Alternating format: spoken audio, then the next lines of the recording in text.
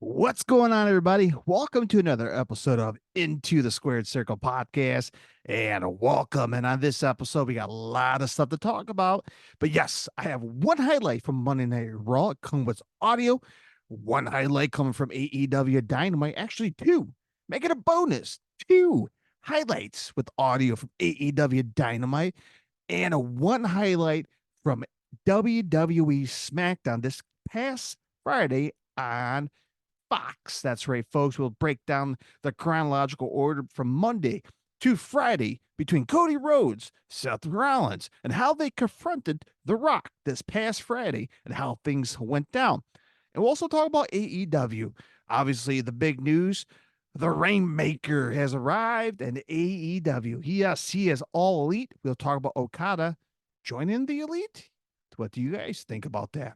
And a new segment we're going to talk about here, my personal pick in toys and pro wrestling. I do have one pick to start off this brand new segment. I would like to highlight one item in my collectible toy area right behind me, man. And I got one here to kick off my toy collective segment and so much more. But before I continue on, follow me on my social media platforms Into the Square Circle Podcast on Facebook, X, Instagram, and right here on YouTube. If you're watching on YouTube, hit the like, hit the subscribe if you're a fan of pro wrestling like myself, and also available on all major podcasting outlets. If you like it in audio form, Spotify, iHeartRadio, Google Podcasts, wherever you listen to your favorite podcasts, all you have to do is type in Into the Squared Circle Podcast. So, by the way, join me on Patreon, patreon.com/ Into the Square Circle Podcast. $1.99 a month, folks. That's that simple, man. $1.99. You are an executive control seat. That means you are in charge of the bonus content like topics, reviews, trivia, whatever you guys want to talk about. We'll have giveaways, whatever you guys want to do. And by the way, your name will be featured on the credits right here on YouTube and podcasts as well in the very end. Again, your name will be featured at the very end. Again, $1.99 a month. You are an executive control seat. Patreon.com/ Into the Squared Circle Podcast. And by the way, the link is down below here on YouTube and podcast as well. All right, so let's kick off the show. Talk about one of my favorite toys, collectible, of course, in the world of pro wrestling. I like to highlight every episode. So let's kick it off. Talk about that right here on Into the Squared Circle Podcast. Here we go.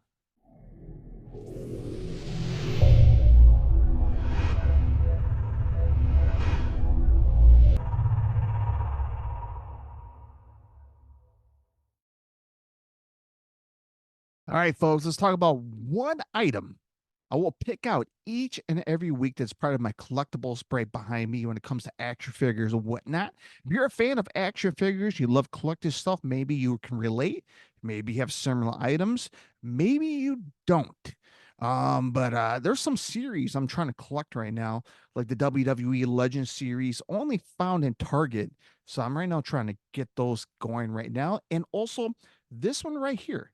If you're watching on YouTube, I highly recommend, if you're listening on the podcast, watching on YouTube so you kind of get a visual aspect of what I'm talking about.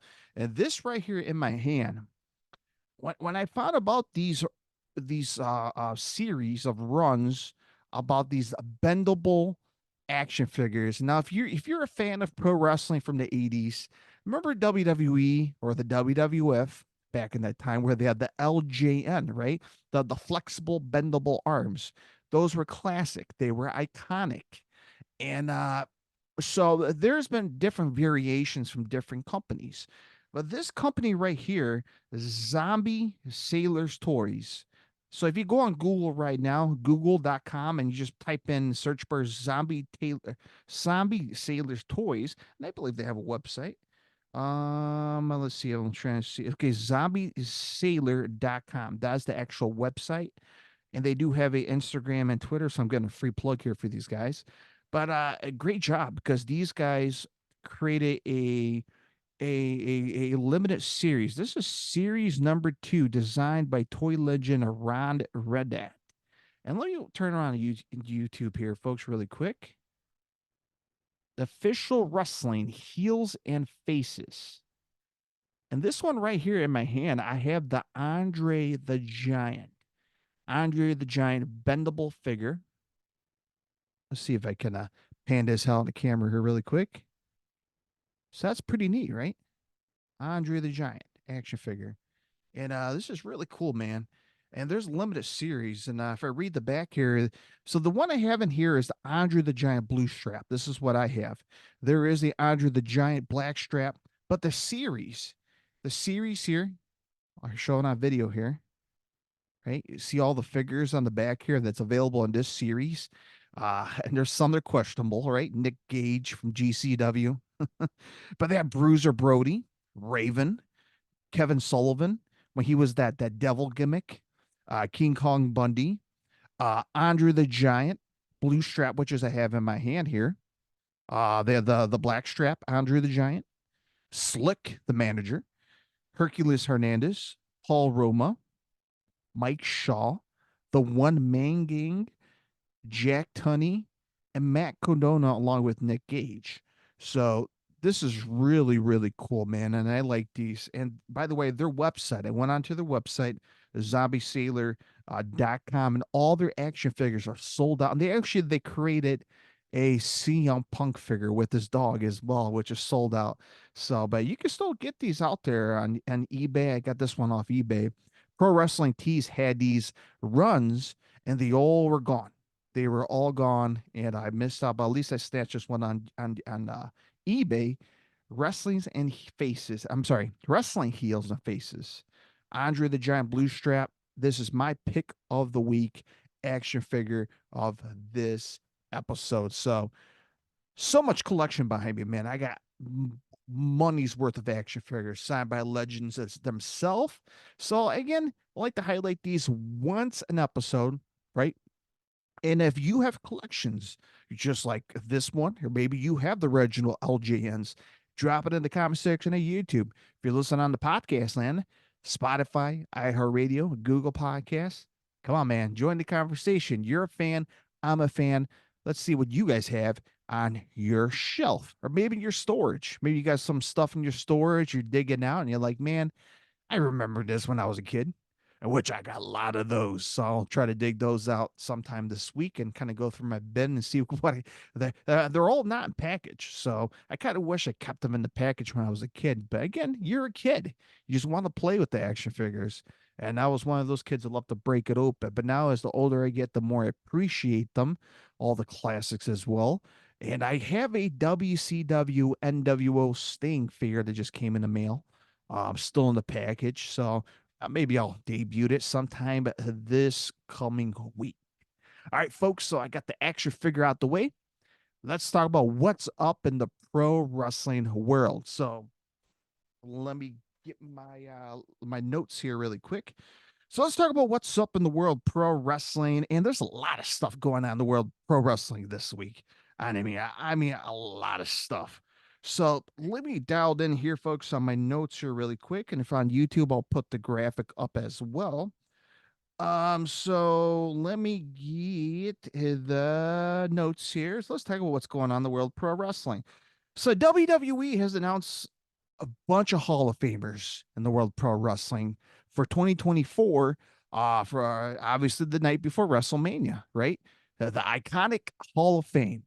And the first inductee, and if you follow me on my social media platforms into the Square Circle podcast and at X, Instagram, Facebook, I posted up there already. So you kind of know who's in the Hall of Fame as of right now. So right now, the first inductee was Paul Heyman. There's we shouldn't argue about that. Paul Heyman deserved to be part of the Hall of Fame. I mean, a legendary status career. His resume is stacked, right? I'm not going to go through his whole resume.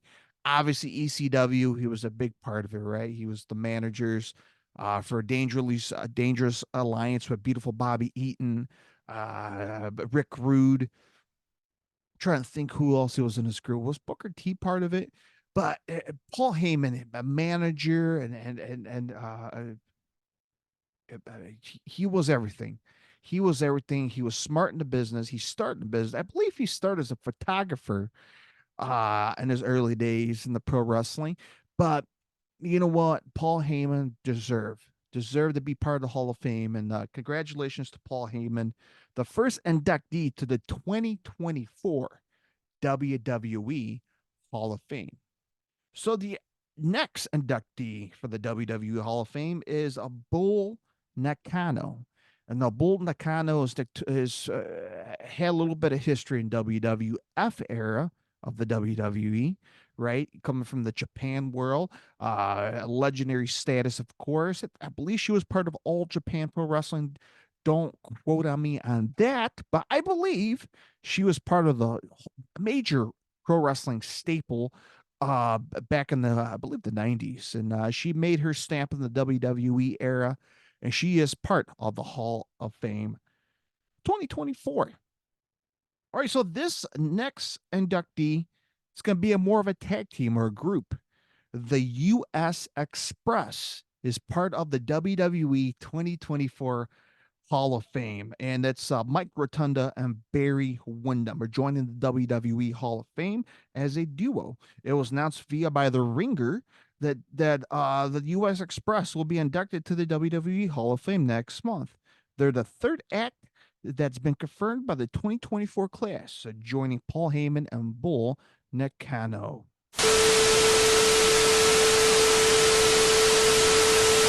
So there's your class of 2024 WWE Hall of Fame as of right now. The U.S. Express, Paul Heyman, and Bull Nakano as of right now as we get close to WrestleMania. Man, I'm excited, man. All right, so let's talk about what else is going on in the world of pro wrestling here. So as I pulled on my notes here, Jack Perry, yeah, you know, the scapegoat Jack Perry, who jumped on over to New Japan Pro Wrestling, has announced he is joining the faction House of Torture. Perry defeated Shota Umino in advance in the New Japan Cup this past week on the 52nd anniversary show in Tokyo. Umino appeared to have the match won when Yoshinobu Kanemaru and Ren Narita hit the ring. Kanemaru provided a distraction while Narita hits Umino with a push-up bar. Perry then landed a running knee before getting the pin, and that's where Jack Perry joined the House of Torture faction. So all right, so Jack Perry got a stable going on, or at least joined a stable in New Japan Pro Wrestling. So we'll see how his career is shaping up here. So we got that going on. Let's talk about WWE news as well. WWE has inked a new sponsorship deal. This about this deal, folks. This could be a first time in history from the WWE, and this one I was quite surprised. Ahead of WrestleMania 40, of course, Sports Business Journal reports that WWE has signaled what's believed to be its first spirits sponsorship. Not spirits like the Spirit Squad, right? You know, cheerleaders. Alcohol. Alcohol, yeah. Alcohol sponsorship in the company's history with Wheatley Vodka. As part of the deal with Wheatley will be designed the official vodka of WrestleMania. My gosh. My gosh. Cheers. Cheers. Of course, in my hand, it's not by vodka. It's Goose Island beer, Chicago's very own Chicago Blackhawks on a can. Not doing good in hockey this year. But you know what? Vodka. How about that? When do you remember a history of the WWE where a alcohol general or our spirit brand like bourbon, whiskey, vodka, tequila, moonshine. name name a brand sponsor a WWE event that was alcohol related. Think about that. First time ever. That's huge. A vodka for WrestleMania. Yeah, I mean that's great. Why not? I mean, you got what Crown Royal sponsoring a Super Bowl, the official Crown Royal. What is Crown Royal? Whiskey or bourbon? One of the two. But you have, people are gonna go parties, right? Go to have a WrestleMania party, have pizza, wings, nachos. Of course, you're gonna have a glass on ice with, or maybe without ice, vodka, Wheatley vodka, right? Or stir it up with your favorite mix. So that's a good sponsorship. And how about that? Wheatley vodka, special official sponsorship of WrestleMania. So that's awesome. And of course, this past Friday on SmackDown, Logan Paul unveiled that Prime drink, sports drink, which I do like. I love Prime. It's delicious. 10% coconut water. Ah, man, one of my favorites with the raspberry, the watermelon cherry. Oh, that's good. And it's on clearance at Walmart. So if you're on a budget cut here at a buck, like a dollar something at Walmart, it's pretty good, man. And Prime's the official drink for WWE, and they unveiled the logo. So that's pretty cool, man. Cool sponsorship deals under the Triple H regime in the WWE. I like where things going. This is good stuff. So what's going on else around the world of pro wrestling, right? Let's talk about Triple A Mexican promotion down in Mexico. So, three members of the Los Vipers have confirmed their departure from Triple A Mexican promotion. Arez Latigo and Toxin quit the promotion on February 28th. That was just recently. This past Tuesday, they announced publicly that they are now free agents. And Arez apparently did a social media post. And I quote, "We want to inform you that from this moment on, we no longer belong to Triple A Company. We thank Conan for always trusting us, Jorge Flores, and Dorian for the opportunity. It's time to follow our story." So we'll have to see what the next chapter for Arez, Latigo, and Toxin in the world lucha. Hopefully here in the United States somewhere, right? So best of luck to them. So what else is going on in the world of pro wrestling? This one is a very interesting topic. So this past Thursday, March the 7th, uh, apparently the Wrestling Observer has released an article stating that Kevin Kelly was released or fired from AEW. Now, yes, he was missing from the commentary guest because obviously, if you know, Kevin Kelly does color commentary or part of the announcer team on Saturday Night Collisions for AEW. And he's been missing, right? He's been missing. So it's been Tony Schiavone and Nigel McGuinness. Well, apparently on the WrestlingObserver.com or F4WOnline.com, apparently they removed Kevin Kelly from the roster page. And I guess word was going around it. He got fired by the company. Now, I can't tell you if that's 100% true or not because we don't know. There's just articles being released. Again, it's the internet. You believe if it's true or not. All right. So Kevin Kelly apparently sent out a tweet last weekend claiming that he had been been benched in AEW to being uh, labeled, Libeled, by Ring of Honor announcer Ian Riccaboni. So I'm not sure what's going on here. Apparently, there's some wacky stuff going on social media. Some things were said, which led to Kevin Kelly sitting on the sidelines. I guess there was investigation of that, I guess. I don't know. And it sound like Kevin Kelly's got booted out of the company. So I don't know what's going on here, but if any of this is true, I enjoy Kevin Kelly as announcer. I enjoyed his work in New Japan Pro Wrestling. He was an excellent color commentator. I enjoyed Kevin Kelly, but his personal religious beliefs, I don't know what's going on here. So I'm just gonna stop there, and we're gonna kind of see what's going on with Kevin Kelly here. If what's he's gonna do, or what's going on here? Maybe we'll hear something from him in the near future. We don't know. But this is what's been reported from the Wrestling Observer, which, yeah, 50-50, right? All right. So let's move on here, folks, from AEW. So we'll kind of end this on what's up in the pro wrestling segment here. So, spoiler, right? Here on the show, we will talk about AEW Dynamite, my top two highlights. One of them is, of course, Kushka Okada. Yes, he is all elite, of course, and fans are wanting to know what's the deals behind it, man. What's the package? What he gets part of AEW since leaving New Japan Pro Wrestling. So, as I'm reading this article here, and I guess I get reported from Tokyo Sports, reports that Kushka Okada with contract with AEW is 3 years. Estimate worth of $13.5 million. If accurate, according to this report, that means Okada will be making roughly $4.5 million a year in AEW. 4.5 a year. That's a lot of money. That's a lot of money. And man, if that is true, $13.5 million a year or for the 3-year contract. Ooh, man, Okada's banking here, baby. He is banking. So we will talk about it. We'll get more details about Okada's role on television on AEW Dynamite, which we'll talk about shortly with audio. But I found that interesting, man. I'm not sure if that's true or not, but Tokyo Sports has reported it. And man, with all that money, man, what you can do with it. What you can do with it. But amazing, man. Amazing. And hopefully if Okada's happy, the man's happy. Making money, right?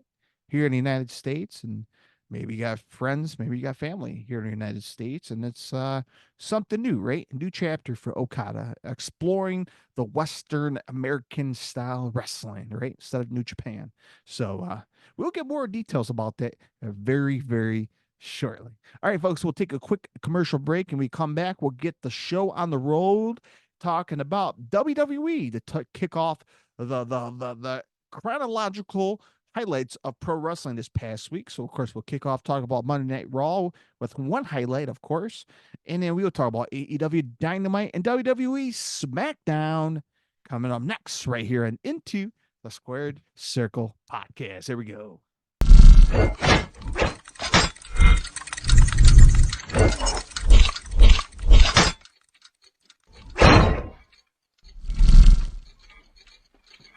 All right, folks, let's talk about WWE Raw this past Monday. It was an all right Monday Night Raw, but of course, I'm going to pick one highlight with audio. So I'll play this clip here, courtesy of WWE.com. But before I get there, let's talk about this. Cody Rhodes, Seth Rollins, of course, I'm going to go to that direction, the top highlight of the night. Everybody wants to know, will Cody and Seth to join forces to face The Rock and Roman Reigns at WrestleMania Night 1? So that's the first up this past week. Of course, starting on Monday, The Rock had an open invitation to Cody and Seth to come to Friday Night SmackDown and see if they will accept the challenge. Now, in order to that happen, this past Monday Night on Raw, Cody and Seth, they need to kind of get their stuff together, man, because this is it. If they want to tag team up, Cody has to make a decision. Are they both going to agree? Are both men are going to agree to form a tag team alliance and face the Bloodline? So I'll go ahead and share the clip really quick right here, courtesy of WWE.com. And let's hear what Cody and Seth have to say.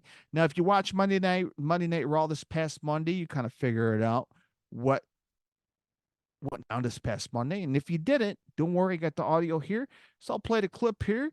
And here we go, courtesy of WWE.com.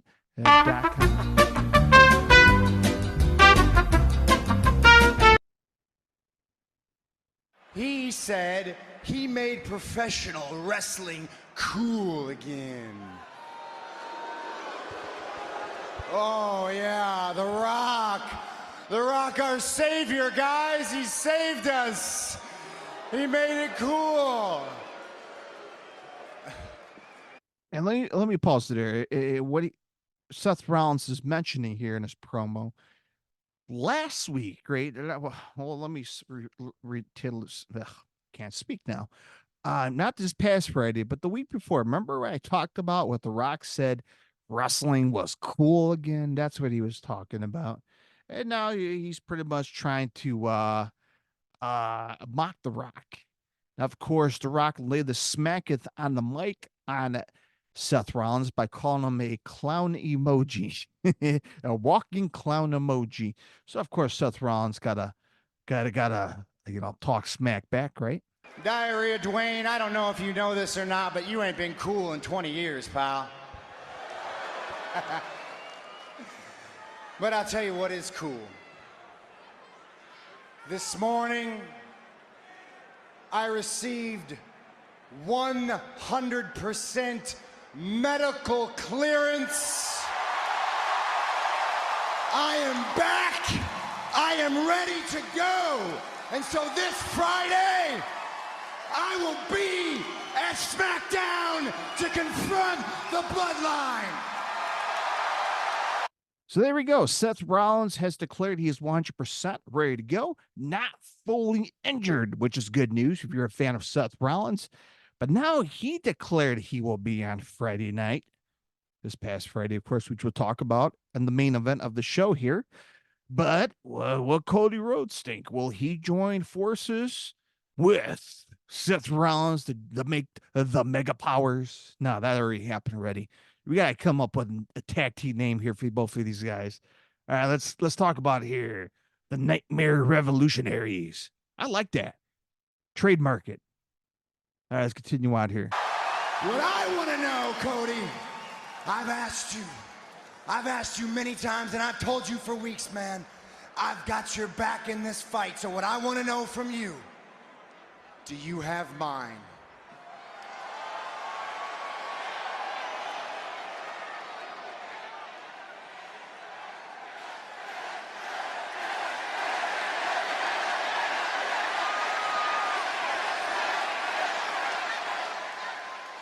Well, to answer your question, I guess I also have a message for The Rock.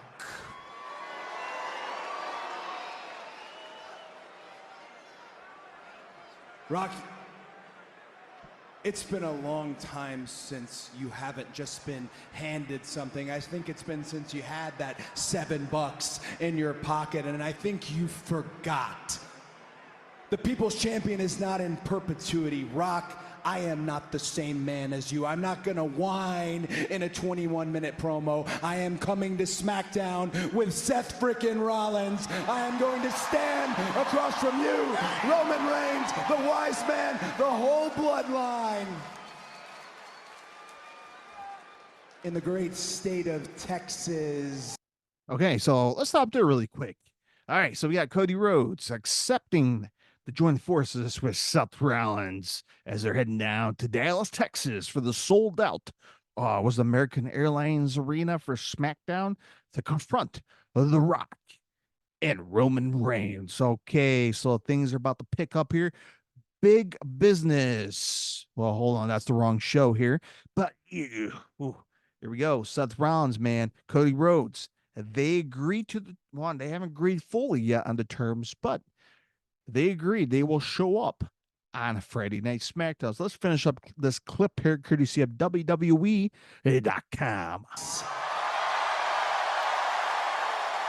And this Friday, I will give you face-to-face, eye-to-eye, not whispering in your ear, my very clear and obvious answer for what's happening at WrestleMania.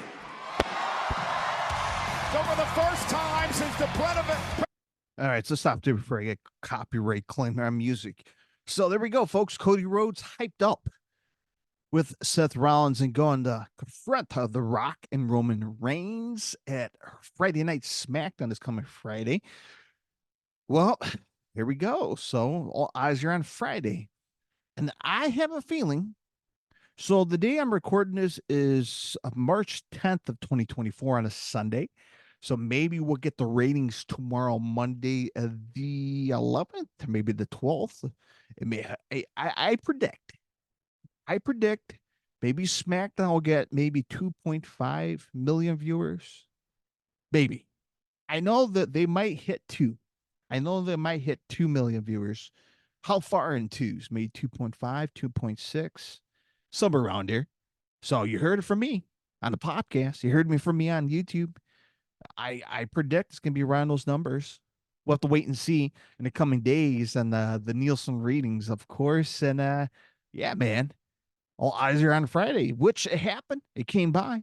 I do have the audio. We'll talk about that shortly. But after we take this next quick commercial break, we'll talk about AEW Dynamite. Two highlights. You already know the first one, Okada. But can you guess what my second highlight for AEW Dynamite this past Wednesday on TBS? Stay tuned right here and Into the Squared Circle podcast. Here we go.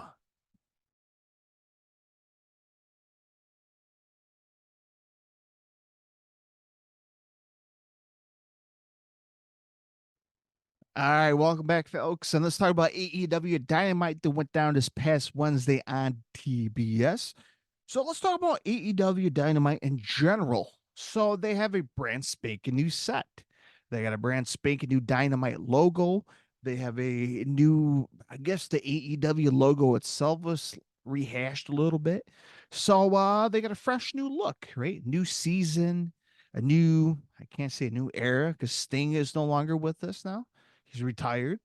So it's a new chapter, right? A new stories being developed.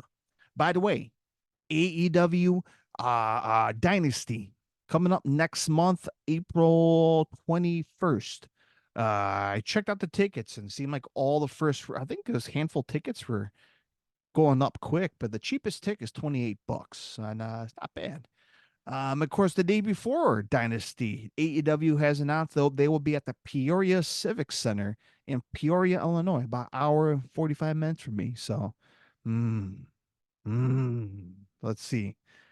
Should I take a road trip?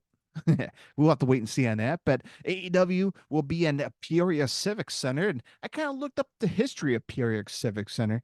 And I know they have house shows in the past. I think the last one they had where a fan threw a drink at somebody at the WWE house shows. That was like a female or it was carrying cross. It made it in the national news or at least the local news. Wrestler got beer thrown at him and it became controversial. I think it was happening last year in 2023. But the Pure Service Center, history for Monday Night Raw back in the 90s, the Attitude Era, Smackdown, of course, back in the early 2000s for television. WCW had a Thunder there. What else they had? A bunch of WWF's house shows back in the 80s, and I check out the posters. They had Hulk Hogan on it, and it's pretty cool, man. The Peoria Civic Center has been around since the 1982. I think right around the time the Allstate Arena here in Chicago had its history. But it's cool. It has a little history down there. So it's good to see pro wrestling televised at the Peoria Civic Center right before Dynasty, the next pay-per-view for AEW down in St. Louis. So good stuff. So let's talk about AEW Dynamite. New look, new logo. Things are refreshed up a little bit. And let's talk about highlight number one. And this one is Darby Allin. Now, if you kind of figured that out or not, that was my number one out of the two highlights. Yes, Darby Allin had the interesting promo. I guess you could say controversy. I guess you could say there's something to talk about. Maybe you're kind of questioning yourself, why is he doing what he's going to do after his allegedly final match before he's gone? Now, he's going to talk about here in this promo where he's going to climb Mount Everest. He's going to climb Mount Everest after his match this coming Wednesday against Jay White. So he's going to have a one-off match here. And then he's going to be gone for a couple months because, like, Mount Everest, again, people has made many videos about this, right? Mount Everest, people died on this mountain climbing to the top. People gone missing. There's a good percentage where people made it onto the top of the Mount Everest. So there's I guess there is a high chance, right? A high percentage or rate of people mountain climbing up the Mount Everest, but there's a lot of people died on that mountain. It's history, right? History of people trying to conquer and try to get to the very top of Mount Everest. But for some reason, Darby Allin wants to do it before he dies. And if it kills him, it kills him, I guess, for That's his goal. That's his goal. I mean, there's nothing we can do about it as a fan.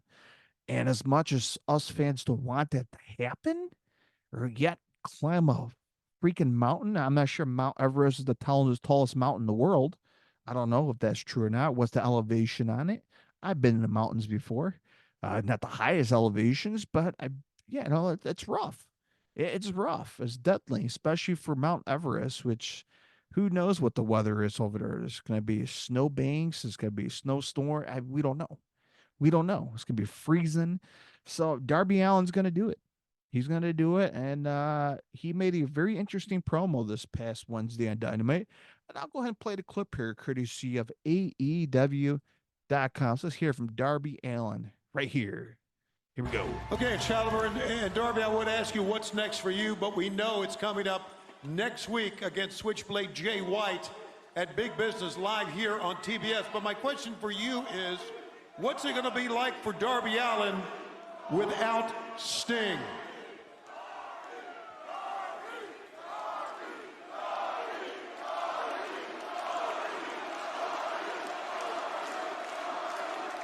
This isn't going to be easy, Tony. You know, it's crazy to think about it. About 5 years ago, I was homeless about 40 minutes away from here in downtown Atlanta. And then Sunday, I was main eventing one of AEW's best pay-per-views of all time in Sting's retirement match. I said I'd stop at nothing to make sure his career ended with the respect it deserved. And I felt like I did just that. So pretty good, right? I mean, depends how you look at it. This promo was, started off sweet, emotional, right? Talk about him being homeless. A lot of wrestlers been through that. Risked a lot of things in their life to live in their cars, trying to make money, try to make it big in pro wrestling. So, starting up the story with that, leading up to Sting's final match. So a lot of emotions. Starting off the Darby Allin promo right here at AEW Dynamite. I'm lacerated, I'm beat up, I'm tired. But what's next for Darby Allin? Well, next week at Big Business, I got a match against Jay White. And then on March 27th, I'm flying to go climb Mount Everest. Darby's been training for that for months. And this is me just talking from the heart here. This is me talking from the heart. There's no guarantee that I'm going to come back alive from Mount Everest. Wow. Let's stop right there for a second. What he just said. I may not come back from Mount Everest. And yeah, man, that is a risky, how do you word this? I can't say a travel, a risky task you're trying to accomplish, a goal, right? Something you want to do. And again, climbing Mount Everest is like training, like for pro wrestling, right? You want to become a pro wrestler? You just can't hop in a ring and start taking drop kicks and clotheslines because it's going to look bad, right? It takes time to train, right? Training, preparation, mental preparation, and training in the head too, mentally. And getting your body adjusted to the environment. I talked about it. The extreme weather. I don't know what it's like up in Mount Everest. The altitude, the elevation. Nothing against Darby Allin's body. But yeah, he's a skinny guy. He's a medium-sized skinny guy. And I understand he's a risk taker, but this is a risky task to do was get on top of Mount Everest. And people train not weeks, not months, years with professional mountain climbers who travel the world to do these what do you call it? I can't say trails, I can't say goals, climbing mountains. Mount Everest is probably one of the deadliest mountain climbing experiences in the world. So yeah, the percentage of, I talked about it, the percentage of people making up there, it's pretty decent, but it's not the greatest.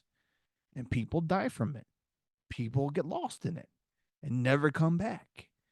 So as a pro wrestler, right, working for the second biggest wrestling company on the planet, and then I hear people talk about it, and I'm kind of curious if Tony Khan ever had some kind of clause in the contract where, you know, like a liability, right? Probably like Hollywood too, like The Rock, hey, don't take bumps in the rings unless you get approval from us, right? We can't get you get hurt because you have a movie you have to make. The next feature film in a couple months. So don't get hurt. Same to Darby Allin. We can't lose you. You can't die. We have big plans for you. And here in AEW, we got fans, dedicated fans, who are your fans, who are the love, the passionate, the underdogness, the risk taker for the fans. But then you go across the world to climb one of the most dangerous mountains on the planet Earth. Yeah, man, I can't imagine what Tony Khan said, and then just allow him to do it. That's risky. That's ballsy. That's risky. And the potential of returning back and the ratio. I'm not sure. I'll have to look it up, the number here, the percentage. But to me, that's risky. And then hearing that live on promo from the heart, man, that's like, if he knows he's not going to come back, why are you doing it? If you don't want to lose your fans, lose your family, lose everything you have in AEW that you built, you maybe you will just not climb Mount Everest. I don't know. That's just me. That's just me. But let's continue on here from Darby Allin's promo on AEW.com. I just want to take this time to say thank you to every fan, and thank you for AEW for giving me this dream. And if next week is my last ever match, I'm gonna do what I always do. And that is go out fighting for my life.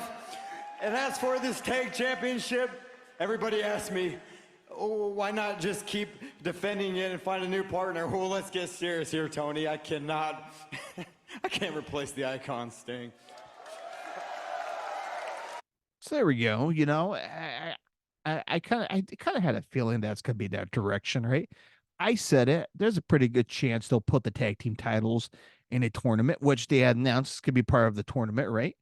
But to hear from Darby himself about it, from all the reactions, well, what's he gonna do? He's gonna find a different tag partner, which I knew was not gonna be the case. I mean, it's the Icon Sting. Who's gonna replace him? Nobody out there's going to replace him, right? Nobody's going to. So, of course, they're going to have to relinquish it. Of course, he's going to Mount Everest, so he ain't going to be the world champion, climb Mount Everest and not know if he's going to come back and what they're going to do with the titles. Sting's not going to come out of retirement. They continue on but at least he was honest, right? He was honest. And again, though the emotions, right? Knowing that this could be the last time we could see Darby Allin in the ring, possibly this coming Wednesday against Jay White. So a lot of emotions coming out of this Darby Allin promo, but let's continue on this clip here, courtesy of AEW.com. I get that. So, next team that wins this, congratulations. Well, relinquish the title. That's what just happened right there. So let's pause the clip here really quick. We'll kind of skip it. But this is where Jay White and the Bang Bang Scissor Game came out, of course, and they confronted Darby Allin. And of course, they're cutting the promo to lead up to the build up for next Wednesday match between Jay White and Darby Allin. So let's see if here we can jump along here on the clip here. This cute little sob story about being homeless here in Atlanta. It's just that, Darby, you're such an elusive and, to be honest, kind of weird guy. I don't know if I would get the chance to talk to you face to face again, so I had to come out here in Atlanta. Darby, I just wanted to say to you face to face, congratulations on an amazing night at Revolution.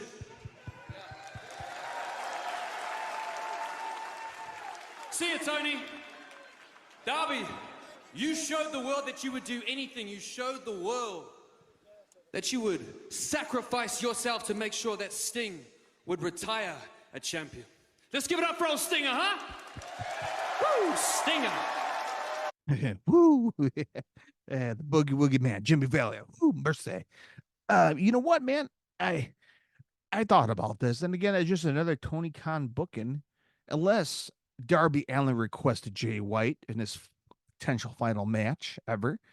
But you know, I just another match where who's the heel, who's the baby face, right? Darby Allin's been a baby face along with his tag team with Sting. But what's that makes for Jay White, right? He's been part of with the Acclaimed. I guess you can say a babyface super faction. But then this makes Jay White a heel against Darby. You know, I just like, who's the heel and who's the babyface? Who you're gonna boo? You know, everybody's gonna cheer for Darby because he's gonna go climb Mount Everest, not knowing if he's gonna come back or not. So of course he's gonna be the biggest heel out of this match, or I'm sorry, babyface in this match.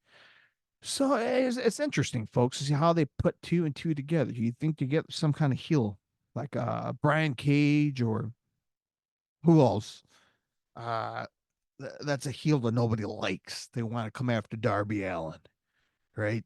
They faced the Young Bucks, who also Darby had a beef with in the past. But anyway, let's continue on here. I don't know. I just thought about that here, but let's continue on here, courtesy of AEW.com. Man, you were ready to risk it all when you jumped off of the top of that ladder. If you ask me, that was kind of stupid. You see, our esteemed EVPs, they moved out of the way, and then you, I like this bit, you went crashing down through that glass all by yourself, huh? And then that left poor old Sting all by himself to fight 2-on-1 against the Young Bucks.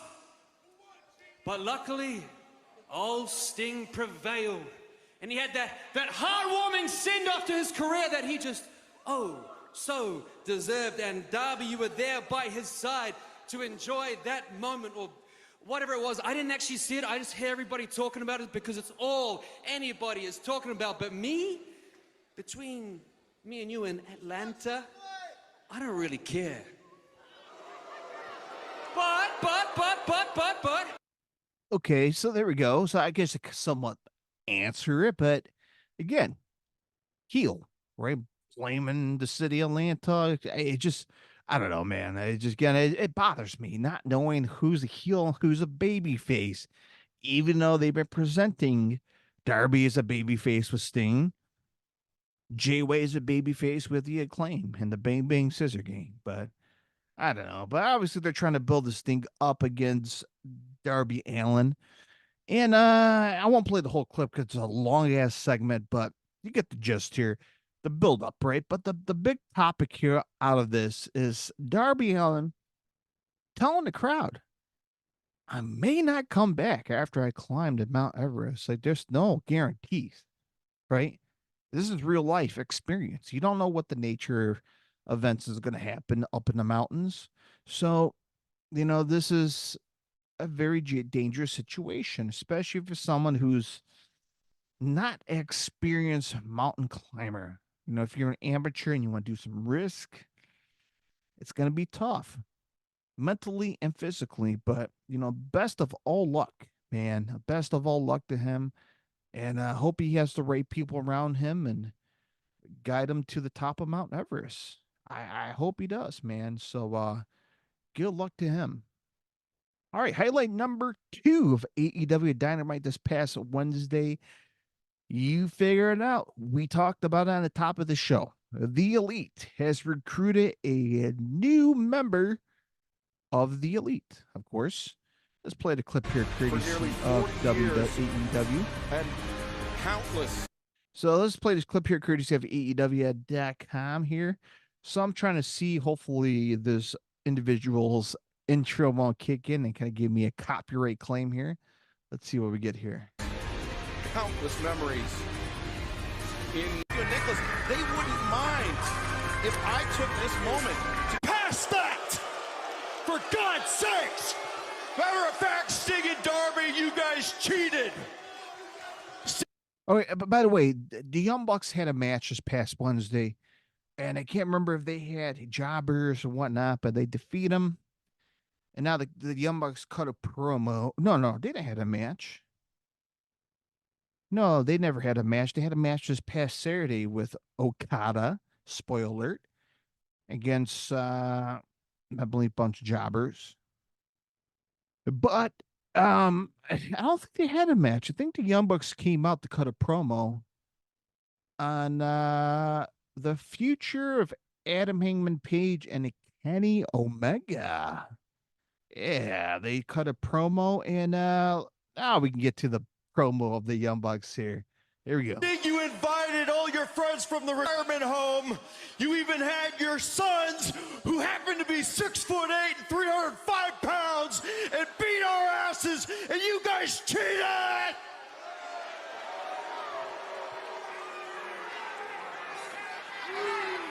Matthew brings up a good point. There's something you can't take away from us, your EVPs.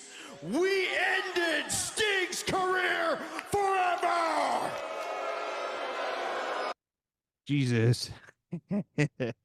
So I talked about this in the past, man. And what you guys think about the Young Bucks? Do they have legit heat like The Rock does in WWE land, or do these guys have go away heat on the Young Bucks? My gosh, are they trying to be for real here? Are they trying to be mean? Like, don't make me touch you. Don't make me hurt you. I will do it. It's just, come on, man. Really? I don't know, man. I don't know. I still have a hard time buying the Young Bucks a serious EVP heels. I'm trying, man. I'm trying. In my mind, Sting ended up And as there's a AEW tag 30 tournament coming up, and guess who is entering themselves in it? We're getting those tag titles back now! Okay. On to today's agenda. We've got 2 items to discuss. 2 huge announcements. First, though, the first item, it's a little bit of housekeeping. And this is really tough, actually, now that I'm thinking about it, now that we're out here.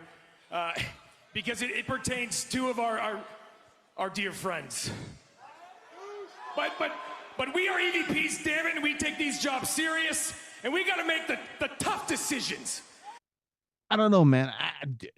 I can't really take them serious. Do you? I don't know. I'm asking you. Do you guys take the Young Bucks very serious in this role? Oh man. Well, anyway, they're going to talk about Hangman Adam Page and Kenny Omega's future. Let's play this clip here, courtesy of AEW.com. So in an effort to show no favoritism, no bias in the back of that locker room, our hands are forced here. Hangman Adam Page, you put your hands on 2 AEW officials at the pay-per-view on Sunday, and you cross the line. God, do I gotta say it? So unfortunately, Hanger, we have to suspend you indefinitely from the Elite without pay. The Elite got paid? And then there's the next one. I don't even know how I'm going to say this one. Oh, my God. Okay, I can do it. Okay. Kenny Omega. Our dear friend. Kenny, it's like you disappeared off of the face of the earth or something. You haven't made any of your dates for no good reason, too. I can't figure it out. Not with illness. What the hell? What's wrong with these guys? As far as your association goes with the Elite, Ken, you're fired. What? Oh, man, that's massive. Okay, so as I mentioned, do you take this very serious? All right, so Adam Hangman Page apparently got suspended by the Elite, the Young Bucks, And Kenny Omega is fired from AEW, according to the Young Bucks. And then, man, but bad. This is tough to swallow here. Are you sad? Are you sad that Adam Hangman Page is suspended? Omega's fired. Come on now. Don't lie to me. Oh man, what a tough segment to swallow here. And it's not a good one to talk about. I don't know. What I mean by not good is, man, I have a really hard time believing the shtick from the Young Bucks. Come on, Young Bucks. Man. And I picked this as number 2 in my highlights. Come on, there was a lot of good stuff this past Wednesday, but bear with me. This is almost done. We will get to the good stuff on this segment. Let's continue on here on this segment. I mean, I agree with the Hangman Adam Page Listen, decision, we're sorry. We love you guys. And I also apologize if you had to find that out on live television, because I know that you did. But listen, light up the group chat. We're free all weekend, I think. Maybe we're not. But anyway, item number 2. We're actually really excited about this one. And I know that you're going to love this one, too. Oh. All right, let's stop there. So Eddie Kingston comes out, right? Confronts the Young Bucks. And if you saw last week's Dynamite edition, the Young Bucks interfered Eddie Kingston's promo backstage, and Eddie didn't like it. So I guess someone has a revenge and coming back after the Bucks. So let's kind of hear what this promo's all about. The hothead here, right? Your brother, the hothead. You said if I talk crap about you guys, I'm gonna be fined, right? You might as well do it now, bitch, because I got stuff to say. He's throwing a handful of money at him. That's when Eddie Kingston just whipped out a couple cash, couple bucks out of his pocket. Hey, you want to find me? Here's a couple bucks. Find me already. But now he's getting heated up because he was getting tired of the Young Bucks. Hell, I'm getting tired of watching them. Even go back and listen to this audio. But let's continue on here with Eddie Kingston has to say about the Young Bucks. Relax. This is unprofessional. Hey. Let's take this conversation offline, okay? We can talk like gentlemen. Yes, let's go to the back. Don't air our grievances on national television. Nicholas Jackson put his hands on Eddie Kingston. Oh, there from Matt. God, you could see that coming. It's what the Young Bucks. So now it's a 2-on-1 beatdown. You know, the Young Bucks touched Eddie Kingston first. And now it's a 2-on-1 beatdown. So the question is, who's going to come out and save Eddie Kingston from the Bucks? So maybe there is a guy who's going to come out and save him. Wink, wink. Nicholas Jackson put his hands on Eddie Kingston. Oh, there from Matt. God, you could see that coming. It's what the Young Bucks have become. Am I really seeing this? Eddie Kingston, after going to a war with Bryan Danielson. Kingston, he did not show respect towards his EVPs. Let's be honest. Come on. And I love it, but he didn't. So you hear that coin drop, right? If you're a fan of New Japan Pro Wrestling, you know that entrance song. Kushka Okada arrives in AEW. He's been quiet on social media. He had his last match in New Japan Pro Wrestling. Everybody's speculating where he's going to show up, WWE or AEW. Well, everything was put to rest this past Wednesday on Dynamite as Kushka Okada showed up on Dynamite this past Wednesday on TBS here. So let's kind of jump the clip here really quick. I can't believe what I'm seeing here, guys. What is he doing here? This place has come unglued.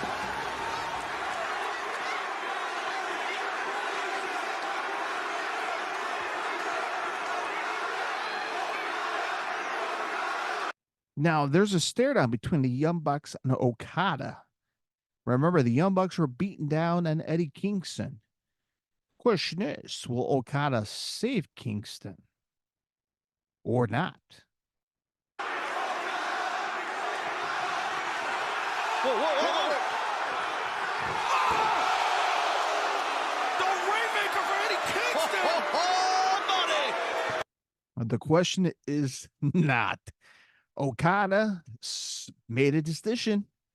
He is joining the elite by taking out Eddie Kingston himself. And I guess they're going to rebrand the elite, the faction, without Kenny and Hangman at a page. And now you have Okada as a star power, part of the elite faction. So, how about that? And, this has been a lot of chatter for a lot of people. A lot of people are like, AEW, the Bucks to bury an Okada. How dare they, destroy his AEW debut? How dare you? And then you got the other half of people are like, Okada was a heel in New Japan. He was great as a heel. So there's a lot of variables coming out of this, and we'll have to wait and see how this goes, man. If Okada's gonna be the flunky of the Young Bucks, will he be the caddy on the PGA tour of the Young Bucks here? We don't know. We don't know what this is gonna be out of. Of course, this past Saturday on Collision, there was a tease, right? So let's go back to this past Wednesday at Dynamite, where Pac, right? Pac, people know him as Neville in WWE, but in AEW, he was Pac. He's been away for a couple months because he was injured. Now he made a promo stating he's coming back. Right? He's coming back with a vengeance this past Wednesday. So this past Saturday, the Young Bucks and Okada had their first match as a trio under the Elite moniker, and they defeated a bunch of jobbers, right? Sure enough, Penta Miedo showed up for the save, but he got knocked out. And then out come Pac. Pac made his debut after a couple of months, his return back in AEW. Pac showed up. He had a stare down between him and Okada. So could there be something here in the future? Pac versus Okada. I'm not sure this match ever happened in the past, but if this match goes down, yeah, I'm down for it. If it happens at Dynasty down in St. Louis, April 21st, that'd be interesting too, man. That'd be a hell of a match. But wow, what a stare down this past Saturday. But this was the second highlight of AEW Dynamite this past Wednesday on TBS. Let me know what you guys thought about Okada joining AEW. Drop it in the comment section of YouTube, Podcast Land, Facebook, X, Instagram, into the Squared Circle Podcast.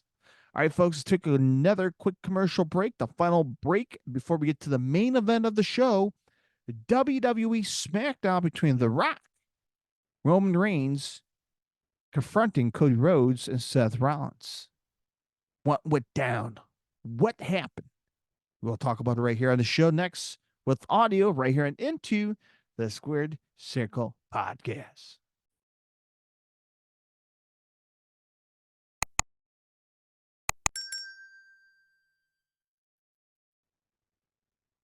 All right, welcome back, folks. And here we go. Main event time.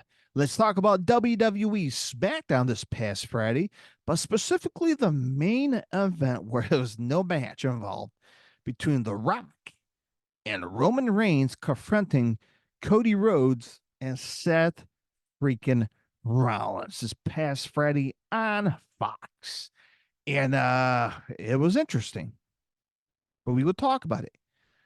This was this audio I have here is about 2 minutes here. And let's give my thoughts really quick here. It was the interesting segment here between Brock, Roman, Cody, and Seth. So both factions, right? So the Rock and Roman came out to kick off the segment, and then Cody and Seth came through the crowd. They came through the crowd, hopped over the barricades, got in the ring. They're the people's team. So both teams got in the ring. And both guys had their piece, right? Cody Rhodes had his piece. There was something missing here, folks, in this Cody segment. So on television, I think it was a good 15-minute segment. I'm not sure what the exact time here, but I do have the audio clip here, which is 2 minutes. But I'll go ahead and play the clip here, and let's hear what this audio has for you guys between Rock Roman and Cody and Seth Rollins here, courtesy of WWE.com. This is it right here. Understand, this is your future. When I beat you at WrestleMania on Sunday, that's it. As far as I'm concerned, you don't get another shot. Your story's over. It's done for you now. It is over. And let The Rock tell you something, and let The Rock tell you something, you walking clown emoji piece of... You shut your mouth, and you listen to The Rock, and you listen to The Rock.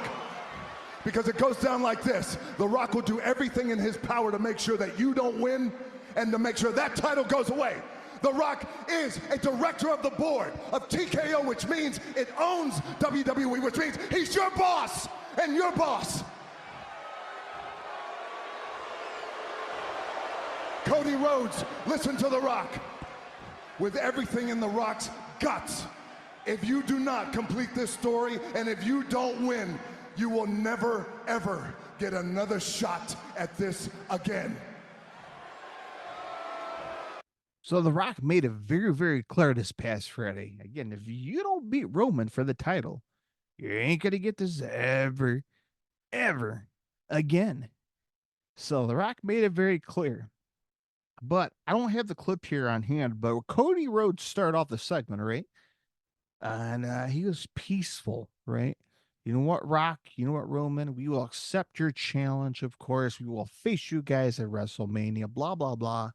You know, you guys can think you could just talk smack and think you could take control, blah, blah, blah. But the Cody Rhodes part in this segment, there was not a lot of fire, right? Not a lot of venom. This is the road to WrestleMania. You think you get a little bit more out of Cody Rhodes. But no, Cody was soft-spoken,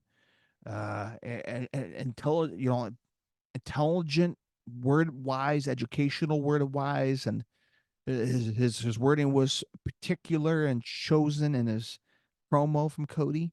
So I don't know, man. It just Cody's need a fire lit under his ass. He need passion. He need more fire and pissed off.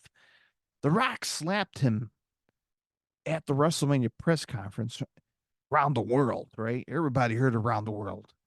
So if The Rock's blistering you on social media every week, going on SmackDown every week, and talking smack, you think you come up to Monday Night Raw pissed off and ready to lay the smack on the right to The Rock on the mic? You think that, right? And it didn't become that way. Cody was very passionate to the heart, and you just want to press on forward here. But of course, Seth Rollins took the mic, but he had the fire, he had the passion. He was pure piss and vinegar. He was pissed off. Like, look at you, Rock. You know, we're gonna whoop your ass as a tag team, and we're gonna come after you at WrestleMania Night 1. Like, Seth Rollins had the passion. He had the fire. He was 1000% when it came to energy. And I think Seth Rollins had it where Cody should have had it between both guys. The same thing with The Rock, right? Rock and Roman. Roman was steady, right? He was steady. You know what? You guys think you're the shits, blah, blah, blah. But Roman Reigns was mellow, just like Cody as well. But when The Rock took the mic away, when the mic had the mic in his hand, my Lord, he was like Andre the Giant on the mic out of all three of them. The Rock could just smoke all three of them at the same time with the mic in his hand. Because The Rock's the natural, right? Hollywood Rock, superstar Rock. Guy's a legend, right? You say what you want about The Rock. He is good at what he does, and no one cannot match The Rock on the mic. It's just the honest, brutal opinion. And in my opinion, try to match up The Rock on the mic. There's very little people that can. And there's very, very, very little that could beat him on the mic level when it comes down to The Rock. So when The Rock had the mic in his hand, it's like, it's incredible, man. Three other giant superstars in the ring. No one in the ring can match up against them. I think Seth had the most fire coming out between Cody and Roman Reigns. My personal opinion from when I saw this segment. And man, we just need more of that.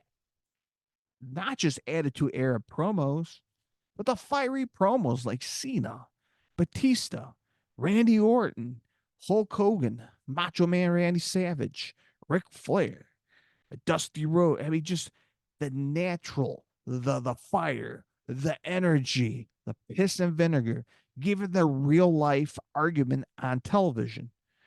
And I just don't see it between Cody and Roman, even though they have a big match for the main event of night number 2. Treat it like it's the big time main event, man.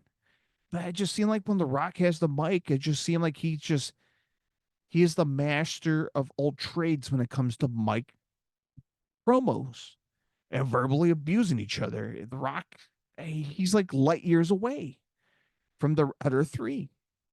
I don't know, it's just me, man. After watching it, I'm like, come on, Cody. You have more than that. More energy. Anyway, let's continue on this promo here from The Rock, courtesy of WWE.com. You run your mouth. You chant your chants. Listen, look in The Rock's eyes when he tells you this. This is family. This right now is family. Roman's grandfather looking down is proud. The Rock's grandfather, the High Chief, is looking down. And right now, your dad, the American Dream, one of The Rock's heroes, is looking down. Isn't it true that you're the youngest of 3? And isn't it true that your sister was a cheerleader for the Dallas Cowboys? And isn't it true that your brother is a Hall of Famer, future Hall of Famer? Yeah, and you're 20 years younger than your siblings. Is that right? You know why? Because you were a mistake. Ooh, man. Again, this is what I'm talking about. The Rock, light years away when it comes to promo on the mic. He mentioned about his sister, Dallas Cowboy cheerleader. Mentioned about his father, the late great Dusty Rhodes, rest in peace. Dustin Goldust, right? In AEW, the Naturalist. Talking about him, a future Hall of Famer. But he wished Cody was a mistake. Wow.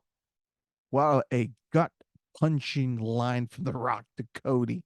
Again, light years away on the mic and promo, considered to all three guys. Let him go! Let him go!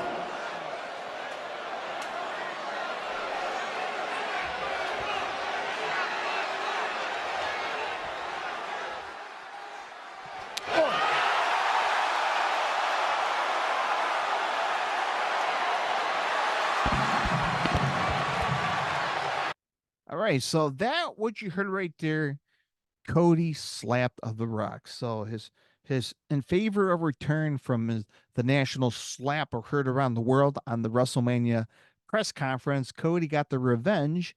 Cody slapped The Rock back after that comment, which it's fair enough, right? It's fair enough.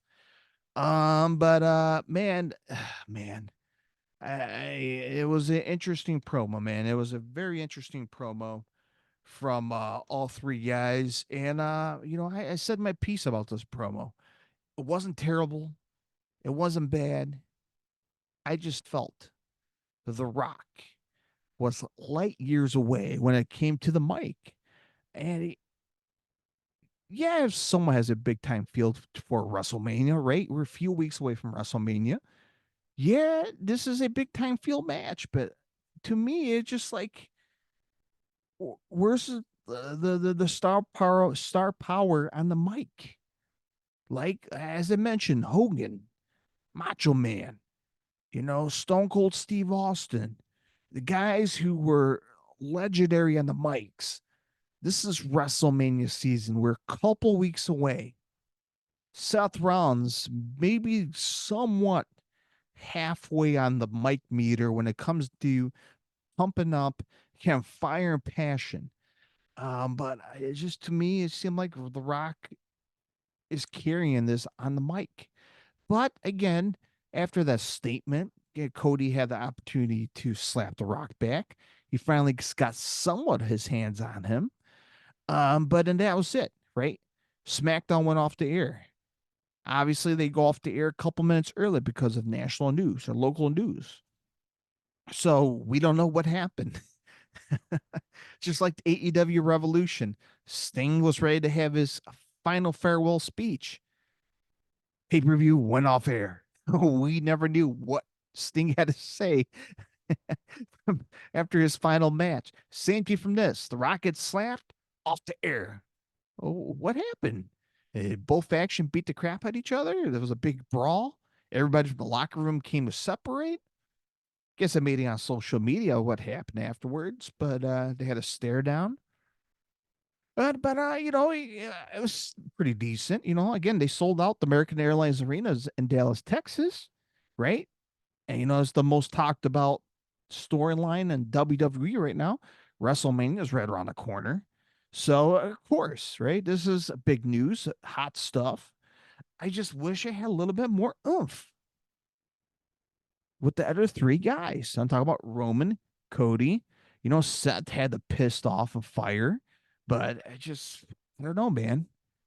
It seemed like of all the segments, all the buildup, probably this is probably my least favorite segment between both teams, you know, minus the slap from Cody and Theo the Rock. I don't know. It's just my personal opinion. Maybe you guys disagree. Maybe you enjoyed this segment between both teams, but it was lacking something. It was lacking something to me. But let me know what you guys think. Drop it in the comment section on YouTube, Facebook as well, Instagram, X. If you're listening through the podcast, of course, into the Squared Circle podcast. Of course, hit the follow, hit the like.